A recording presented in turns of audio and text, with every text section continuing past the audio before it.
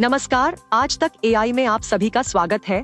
मैं हूं AI anchor सना। मैं आपको बताऊंगी एआई और टेक वर्ल्ड की बड़ी खबरें। आईआईटी मद्रास आर्टिफिशियल इंटेलिजेंस और डेटा साइंस में महिलाओं को 2 साल के लिए रिसर्च इंटर्नशिप का अवसर दे रहा है। इस एआई इंटर्नशिप का नाम विमेन पोस्ट बैकलॉरिएट फेलोशिप है और इसे Robert Bosch centre for data science and AI में कराया जाएगा। 28 वर्ष की आयु तक के बेहतरीन एकेडमिक रिकॉर्ड रखने वाले ग्रेजुएट्स और पोस्ट ग्रेजुएट्स इसके लिए आवेदन कर सकते हैं। हालांकि इस इंटर्नशिप के लिए कुछ और भी नियम हैं, जैसे कि कैंडिडेट ने RBCDS AI से संबंधित फील्ड में 4 साल की बैचलर्स डिग्री या मास्टर्स डिग्री पूरी की हो और ऑफर लेटर मिलने के 6 हफ्ते के अंदर वो इसे ज्वाइन कर सकते हो।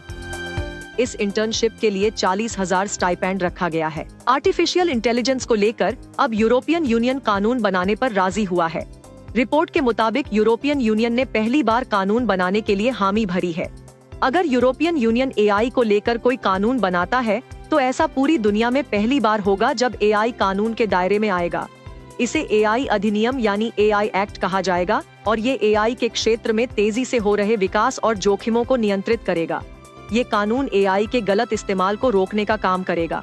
यूरोपीय संसद के अध्यक्ष रोबर्टा मेत्सोला ने कानून को लेकर कहा कि AI के तेजी से बढ़ते दुरुपयोग को रोकने के लिए कानून का होना जरूरी है। टेक्नोलॉजी का हाथ पकड़कर तेजी से विकसित होती दुनिया के साथ आर्टिफिशियल इंटेलिजेंस मानवीय जीवन का सबसे बड़ा साथी बनता जा रहा है।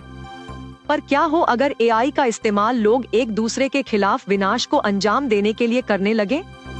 पिछले सप्ताह खबरें आईं कि इजरायली रक्षा बल गजा में हमास के खिलाफ जारी युद्ध में हबसोरा नाम की AI टेक्नोलॉजी का इस्तेमाल कर रहा है। इस टेक्नोलॉजी का इस्तेमाल बमबारी, निशाना चुनने, हमास के चरमपंथियों के ठिकानों का पता लगाने और पहले से ही मृतकों की संभावित संख्या का अनुमान लगाने के लिए कथित तौर पर किया गया है।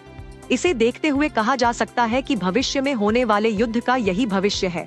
मानव की सहायता के लिए विकसित की गई आर्टिफिशियल इंटेलिजेंस उसी के विनाश का कारण बन सकती है। आर्टिफिशियल इंटेलिजेंस काफी तेजी से पॉपुलर हो रहा है। कई AI टूल्स तो लॉन्च के बाद से ही काफी चर्चा में हैं।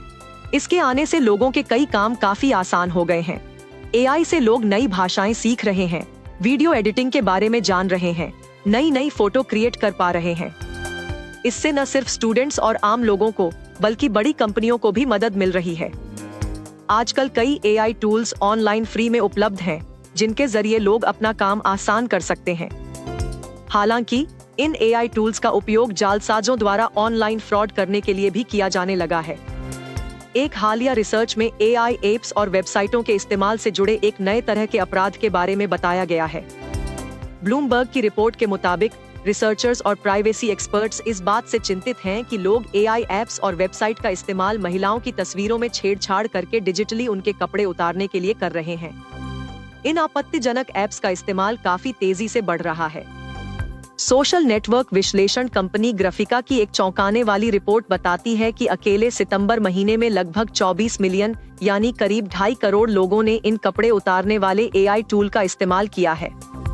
इस रिपोर्ट ने आर्टिफिशियल इंटेलिजेंस में प्रगति के कारण गैर सहमति वाली अश्लीलता में वृद्धि पर चिंता जताई है। ग्राफिका के मुताबिक इनमें से कई कपड़े उतारने या न्यूड करने वाली सर्विसेज अपनी मार्केटिंग के लिए पॉपुलर सोशल नेटवर्क का उपयोग करती हैं। टेक्नोलॉजी के क्षेत्र में भारत में एक बड़ा प्रोग्राम होने जा रहा है। 12 दिसंबर को राष्ट्रीय राजधानी नई दिल्ली में artificial intelligence summit 2023 GPAI summit का आयोजन होने जा रहा है।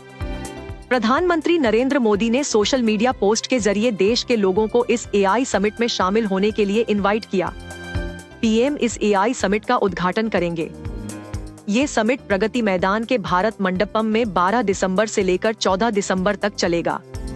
PM मोदी ने लिंक्डइन पर पोस्ट करते हुए लिखा कि मैं आप सभी को एक आकर्षक कार्यक्रम के लिए आमंत्रित करना चाहता हूं, जो AI और इनोवेशन के क्षेत्र में प्रगति का जश्न होगा। बता दें कि इस AI समिट में दुनिया भर के करीब 27 देश हिस्सा लेने भारत पहुंचेंगे। GPAI समिट 2023 में करीब 150 से अधिक स्पीकर्स आर्टिफिशियल इंटेलिजेंस पर अपनी राय यूजर्स के साथ शेयर करेंगे।